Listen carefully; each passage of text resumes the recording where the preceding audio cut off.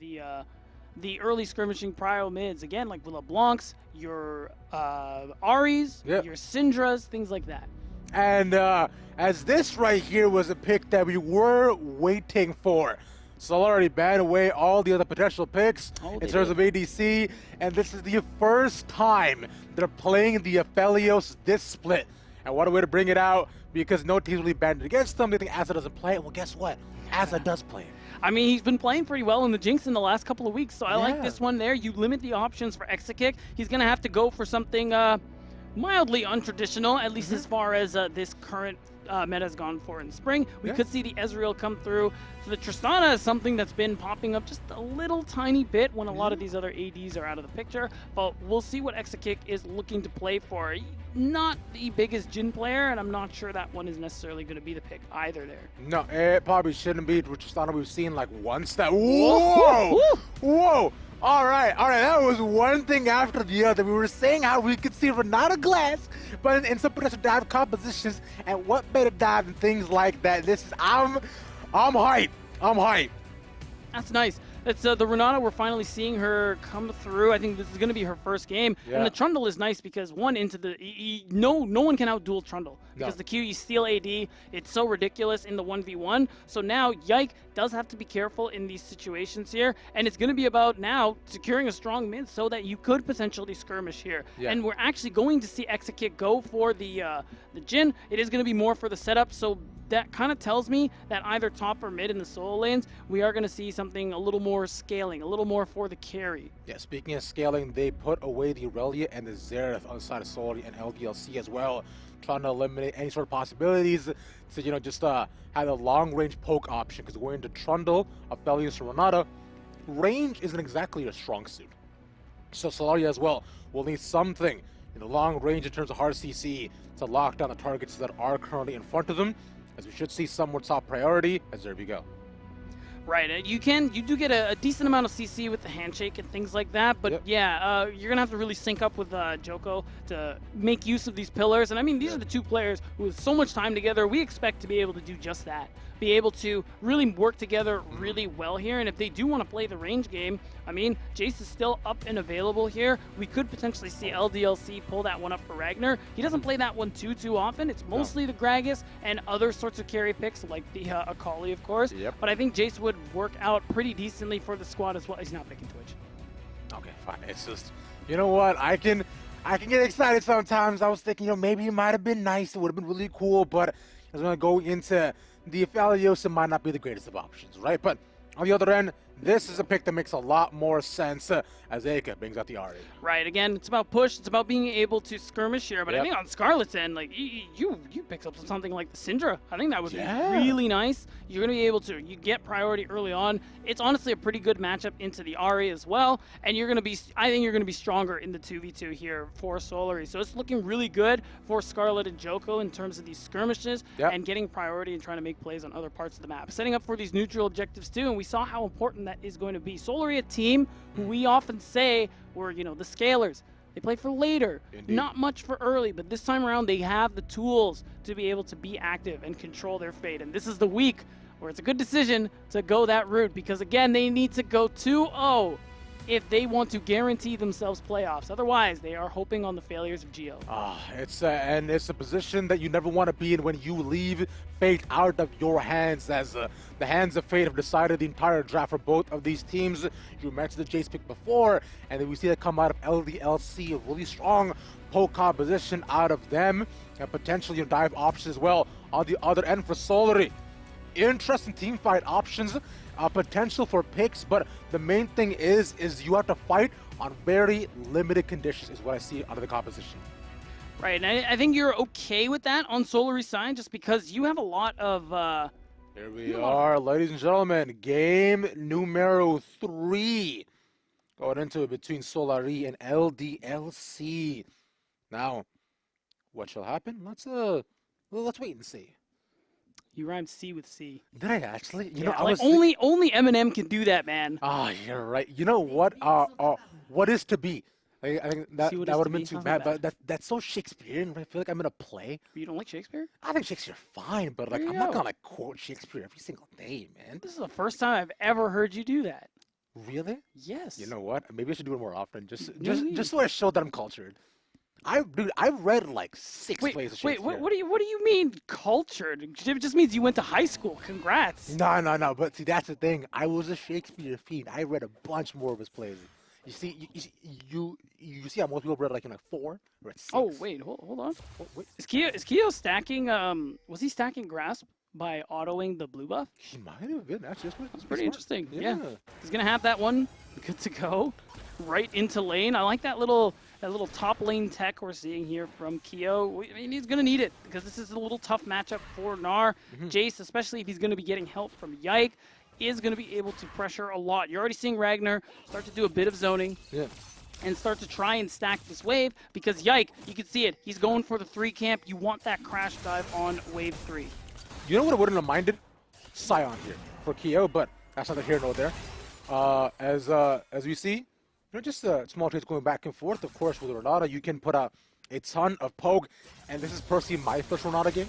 I'm very, very excited, as that's the handshake and the potential that you can see come out for this pick. I am very happy to be seeing here, considering she was disabled last week as well. Right. So, and if this is your first time seeing Renata, for the most part, the thing you need to know about her is she's got pretty long auto attack range, something like 450, 500. Huge, yeah, it's pretty nuts. The Q is her handshake, which roots, and then you can cast it again after a second to pull them if you want to. If you pull them into someone else, the person who's hit will get stunned.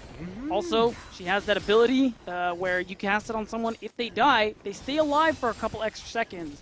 And if they get a kill, they are revived on the spot. If you are thinking to yourself, wow, beatdown, that sounds very strong. Yes, random fan, you were correct. It's very powerful. And I think it's going to do a lot of work in this game as well. And she also gives a shield, much like Lux W, except it also does damage. You know, I like that. I like that you had the conversation with yourself, almost. Yeah, that's what I do. Very Shakespearean. Thank you. You know, I just needed a skull. That's the only thing. You know what? I could have lied and said I had one. They can't see me. Exactly. They have no idea. Damn it. Like I'm talking to my cup that I had coffee in. That's what it is. To W or not to W? That is the question. You know, I'm not too sure of the name, but I just call it just the steroids that she gives. Yeah. To her laners, as the handshake does miss, but. You know, I think it might have been nice if they managed to land it, but we haven't done much. Would have just delayed the backs, if anything. Yeah. As I find this early game should be a little bit quieter from both sides. Yeah, I mean, we're seeing Aza did go for the cheater recall and did buy the call, so we'll be able to get that extra bit of gold later on. Yep. I mean, this Aphelios, again, is going to be the big damage dealer on this squad. You're going to get a lot of burst and CC from Scarlet, but when it comes to DPS, we're looking at the Aphelios, so it's all about setting him up to succeed, getting him as much gold as he can, and playing around him when the time comes. The time hasn't come yet, but for these early minutes, Solary do still have a lot of options here. Again, it's a really strong mid-jungle duo, and although LDLC weren't able to find that top lane dive onto Keo, they still have a lot of options themselves if they want to fight. They do. And LDLC, we praised them to be one of the greatest team fighters. There, you know, being able to adapt on the fly and bring on just insane amounts of setup, and then how well they play around each other, because the trust they have as a team is truly exponential. As Azza lands to Gravitum, there's the handshake pulled back. Doss under half of his health. But no kill threat onto him yet. That clean gun not doing much.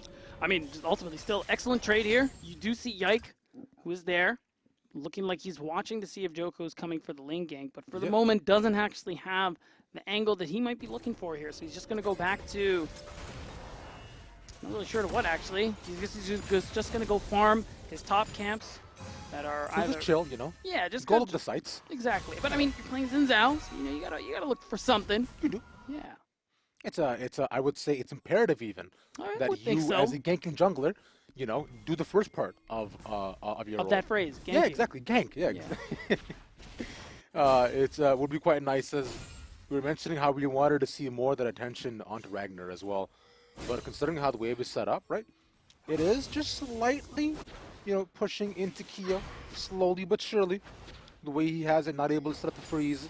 So no one's going to church today, sadly. But, you know, But they Ragnar is want to fine. go. Yeah, but they want to go for the dive. That's why he's slow stacking this wave. You see the pings coming through from Solary. They know Yike wants to make this happen, and well, that's exactly what it is. With Joko not being anywhere nearby, I thought they would do it, but they have decided no. I thought so too. Yeah, it's as soon as you mentioned it, I noticed it. I was like, yeah, this would be a perfect opportunity. Yike was also rolling up, but I guess, Ragnar decides just getting in the back is a lot more important. Yeah. And at least he gets his tier, right? So he can sort of stack that up as well. Because Man Immune on Jace, very good, be good even. Yeah, and I think you're right. That's probably what Ragnar, who calls it off, saying that he has a really good opportunity to recall by the tier, by the longsword. Yeah. But we're gonna hold that thought. Handshake misses, then Nice. There you go. That's the little escape from DOS, man, just to walk away. Now Joko as well too, simply has to give up. Just the potential in lane. And now that Yike knows as well, he could actually just pass down and try to go for the 3.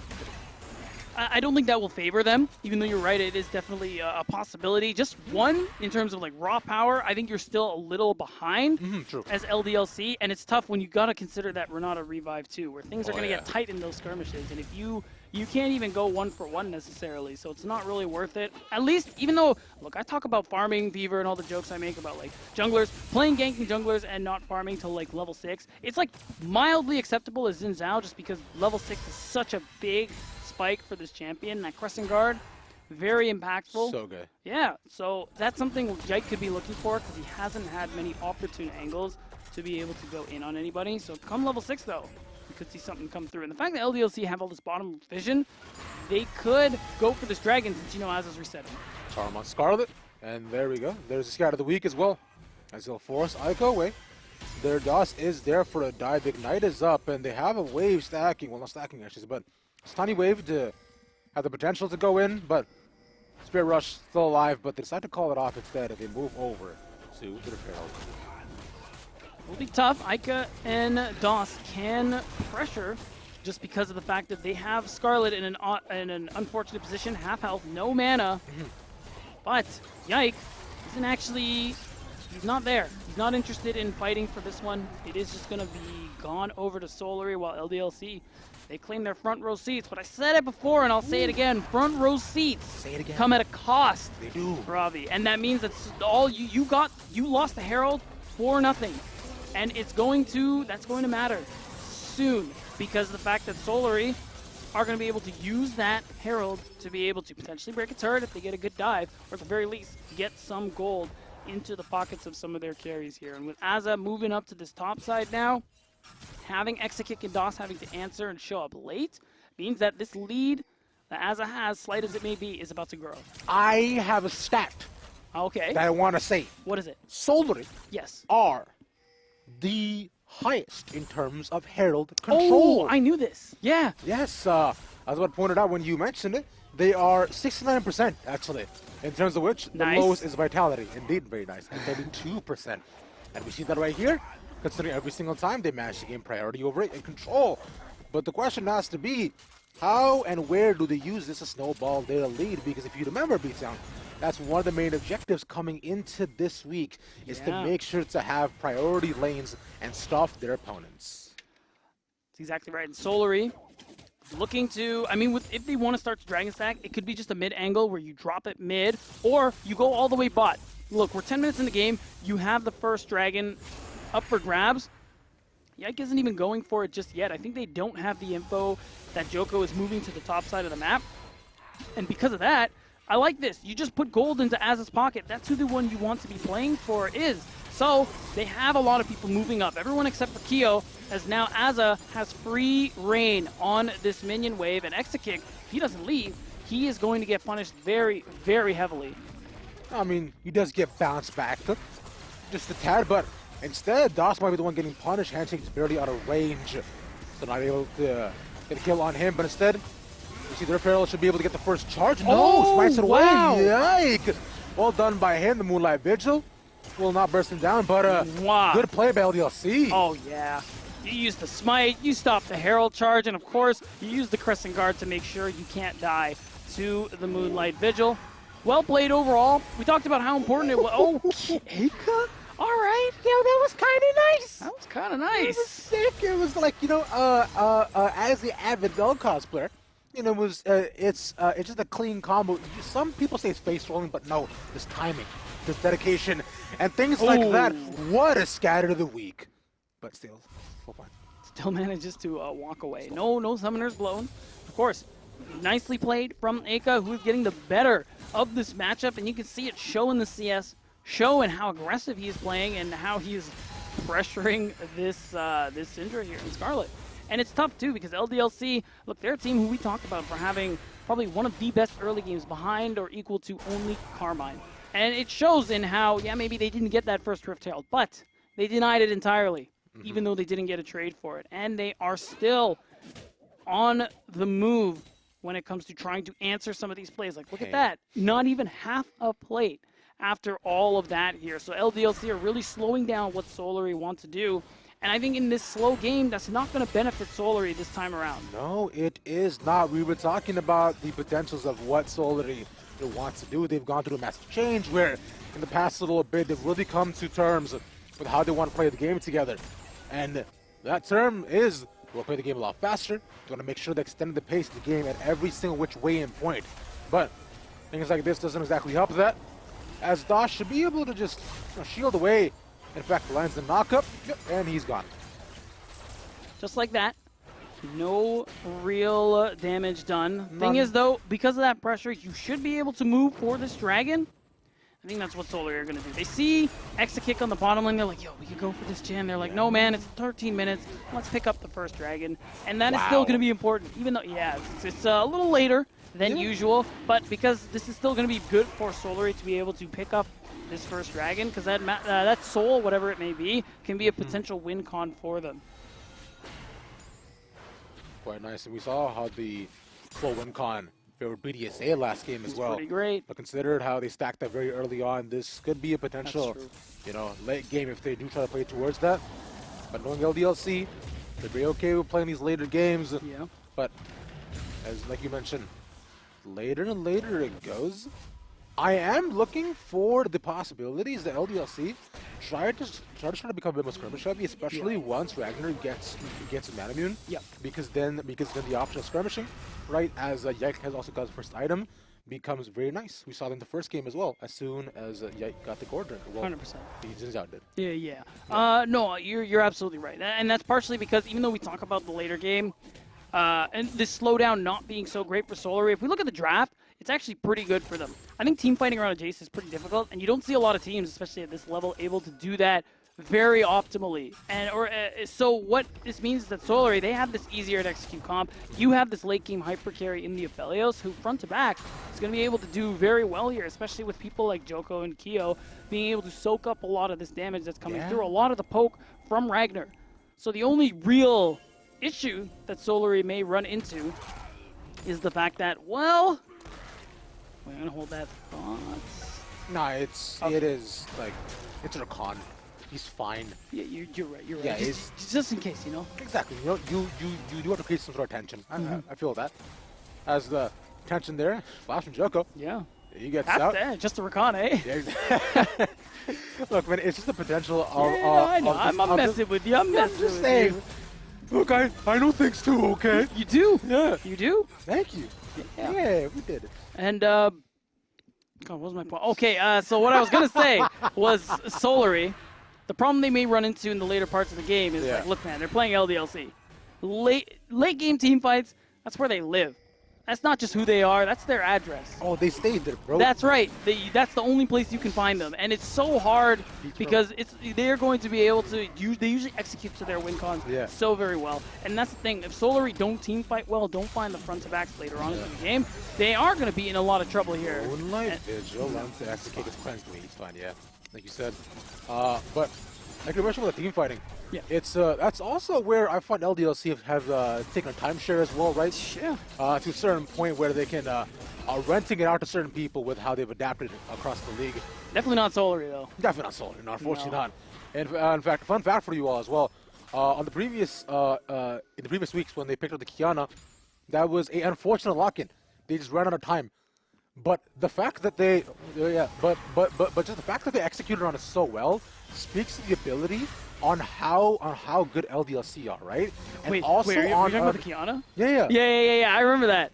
Yeah, that was funny when they told us that. Exactly. Yeah. It's and just the fact that they adapted on the fly to such a difficult team composition and did so well, where they made sure that all their fights were around chokes. And they were playing against a cannon, remember? Exactly. Yeah. And the fact they came out on top is the biggest thing. Although later in the game things became very, very close and very kind of back and forth, but they still came out on top. I remember They're just so good at it. Yeah, I'm pretty sure that was against Gamers Origin too, where it was literally that same, where they always do it to them more than anyone else. They come back from insane deficits, but this is why we praise LDLC, being able to team fight so well in the late game, and that's what's going to get them through this one. Yeah. The way things are going right now, because we're 16, almost 17 minutes in, it's 0-0. No first blood has gone over just yet.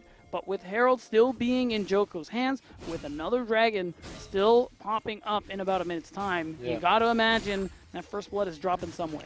Indeed, and this fight continues for first seed and survival for both of these teams. Watch it. I didn't even take that in. First blood still not here. I think was the latest one we had was what, like 22 minutes? I think it was a Vitality game, right? Yeah, it was definitely a Vitality game. Yeah. I mean, with the way this run is continuing, I feel like it should happen within the next 40 seconds when we fight around Dragon. But if you look at the wave states, if Solary do manage to actually put us in this favor, I find LDLC a smart team, and they just won't fight for it. Potentially. Hold on. As, never mind. Flash, Everfrost, and Sayonara. I take back everything I said. That was a really nice play there from DOS, popping the quickness before he even showed on vision. Yeah. By the time Scarlet noticed, if you're reading this, it's too late. And that's going to get all the pressure they need to not quite take this turret, because Joko is going to show up, but you get a lot of pressure, and it's going to allow you to push up a little further, set up the vision that you might be looking for, so you can get a dragon for your own here. And if that's the case, well, actually, Joko decides, hey, you know what? You can have that dragon. I don't want it. No. We're going to take this turret. Indeed, but they might be able to take their lives. There's a hostile takeover. We works for a couple of seconds of disengage. At steroids on Joko, he is quite large. I just looking to force down this turret. So not gonna fall, but does chunk it. Yeah, Ragnar has shown up. He's teleported in. Not quite where this Jace is to be able to do insane amounts of damage, but the poke is certainly there. I think this dragon, though, because of a good quick call from Solary, is gonna go their way. X-kick! You got a flash, brother. Yeah, he does. There you go. Because he also had to reload at the time as well. But Stillback is very, very low. Has to flash out of the dragon pit. But this is theirs. That was close. They're fine. They can walk away. He's okay. All right, Ragnar might look for another accelerated shot blast if he has that up, but ultimately that's just going to be really positive for Solary. They will get the Cloud Soul, which I think will be good for them, because when you think about the ultimates on their team, getting that 50% move speed is going to be kind of insane, especially for Joko. If he's running you down, not only is he taking your health and your stats, he's also taking he's getting some speed for it too, to run you down faster. He's taking your speed, he's taking your ED, he's See, taking your girlfriend. I wanted to say that, but like, he doesn't actually take your speed, he's just getting speed from some external force. You know what? It's just based on the propensity that it's caused by him. Holy crap. That's Joko. I feel like he should have known they were there. They were right there the entire time, but yeah, he should just have the view that we have. Just see everything. Why can't you have vision everywhere, Durr? Yeah, honestly. That is a nice play though from LDLC. You immediately catch Joko moving into his own jungle. And this is what happens. You take Dragon, you reset. That gives LDLC the opening to place some deep vision here. Yep. They managed to use that one very effectively, and now Ragnar has the Man Immune. That's the item we were talking about here. Once it's fully stacked, once he has that Muramana, he's going to become a certified problem. Strong boy indeed. I wonder who gives out those certifications. A real one? I mean, you just said that Ragnar becomes a certified problem, right? Oh, I do. Oh, wow. Yeah. Can I have one? No. It's not very nice. But on the other hand, like you were saying, right? We were expecting this out of LDLC as well, where they're looking out for small skirmishes, just to gain advantage across the entire map, and out Ragnar being able to side lane and finally get the mid turret down. Solary find their window and their wave, but Baron is up. That can't be the target, obviously, between both these teams. Yeah. And Dragon up is in under 3 minutes time. So for now, both teams are looking to gain priority across the map, fix their wave states. After LDLC, they just want a small window we might see some more Bush plays with the way Doss is moving around the map. Yeah, he's been able to have really big impact. That's why you see him with the Shrelias. He's just trying to make plays and right away. And the thing is, too, you see him, he already has a stopwatch ready to go here. Oh, yeah. In case, because they might want to force some kind of situation here. LDLC, if they want to make a play for Baron, it has to be with the numbers advantage because they have a slow Baron take here. Indeed, yeah. Just a DPS, not exactly there for themselves. But for now, as we were saying, LDLC just inside, Joko's jungle. Like we're saying, not exactly a front row seat, but one, he's watching from the mezzanine. Just all the way up top, looking at how everything that he so cherishes is being taken away one by one by one. Again on the tower as well, but Scarlet and Solary want to respond, but they cannot with the way the pushers are set up.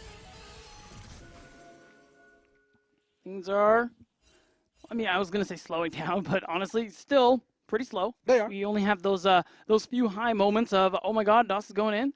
And then, you know, back to the normal lull that we currently find ourselves in, where now, of course, all this deep vision set by LDLC means that you got to really move in as a big group for Solary to be able to clear out all of these. Oh no, Aka just showed it a very, very interesting moment. He did, and it's truly unfortunate where he is. Oh, nice He launch. goes back. The Spirit Rush still probably has one more reset available, and he gets out. Well done, but that's the flash. Oh, nicely done. Cool. Nice. Yeah, that was honestly pretty good from Aka. Flash the scatter of the weak, try to far over the wall, but as is able to clean it up. And that's a big deal, because Solary, who are dragon stacking right now, it means they should be able to, for the most part, get this move, get this mid-prio, and be able to do something about this dragon vision. Because, of course, right now we see Scarlet in the top lane, but pretty soon you're going to see him reset, move mid, and try to set himself up for moving to get this mid-priority, because you want to use that numbers advantage to try and set up for this Drake. Solary are behind, but this Soul Point will be a big deal for them if they can acquire it. You were saying dragon stacking, and considering how late a lot of dragons were taken, right? It'll be quite nice to be able to force them into just a small chokehold.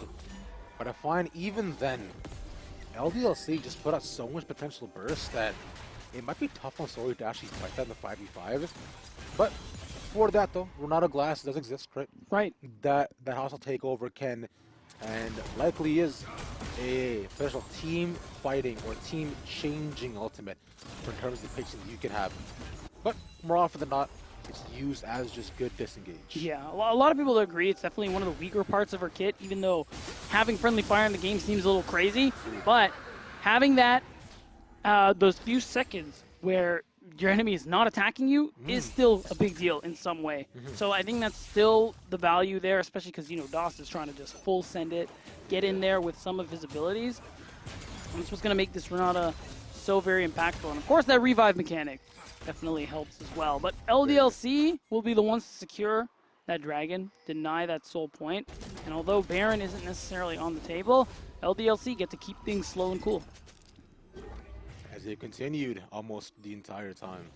I was wondering, every single time I see just anybody play a Gnar, it's always just that like one of the one that went he's in pajamas.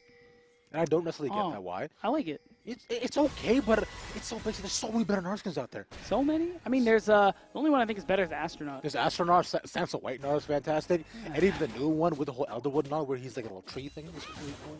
I have to look at that. I haven't seen that. That's right, nice. But see, because look at this, man. It's so basic. He's just in pajamas. I have pajamas. Do you have that? Do you have a dinosaur onesie? I don't have a dinosaur onesie. Well, there you go. I wish I did, though. Oh, see, and all of a sudden, you're starting to see the value of that Gnar skin, just like that. You don't like it, but you want to be him. Interesting. Is it? Such is the fallacy of being a human being, you know? True. We hate on what we can't have. As Joko cannot have this kill at all. The curtain calls are open. He should not die, and the fourth shot will do nothing to Az, actually. Wow. Right, it's just going to get rid of the Bloodthirster shield. But ultimately, it is still a nice play. You still get to force Joko off. You deny what he was trying to do here, but you do trade some ults for it. That's the thing. Now, there isn't anything to really play for here. It's just about avoiding being caught out potentially here for Ragnar, and he manages to do a pretty solid job of that, actually. Doss gets caught. This is, this, Oh! okay, pops a stopwatch, but nobody there to help. He's gone, but execute, feeling confident, one more reload, the shot. Oh, he revived! Oh, but Ika's still there to clean up, and Akio pops in, has to run away, the stun, the Gnar, but Yikes look quite strong. Right, so you will still be able to get the trade, which is nice for Aka. It to is. be able to get that one. So it's going to be the 2-for-2 coming through here for, well, both teams technically. But you, 2 for 2? Yeah, exactly. Oh wait, see ya. 3 for 2. This is 3-item Jace. This is what we were talking about here. Very good, but maybe Scarlet the start of the week. Scarlet, nice play. Oh, that was so clean by Scarlet.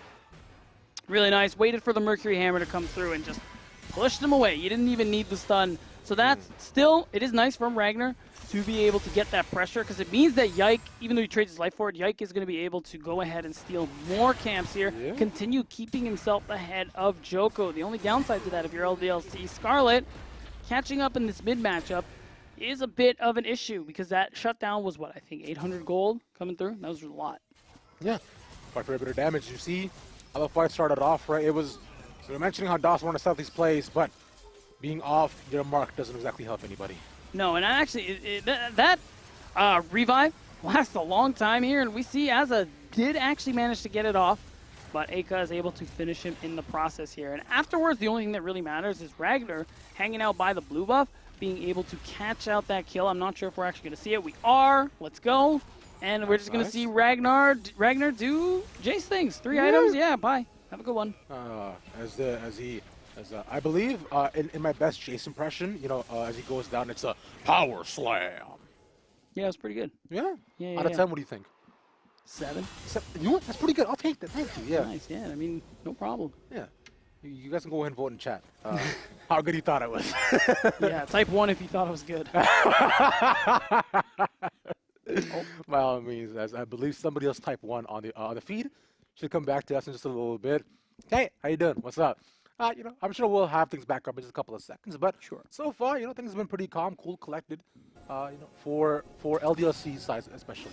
Yeah, this is one of the slower games, one of the slowest games we definitely have, especially with the team being so clearly in the lead here. LDLC, ahead in gold, have been for so long. And when it comes to, if you look at the lane states, and we'll take another look when we get back in there, everything is pushed in.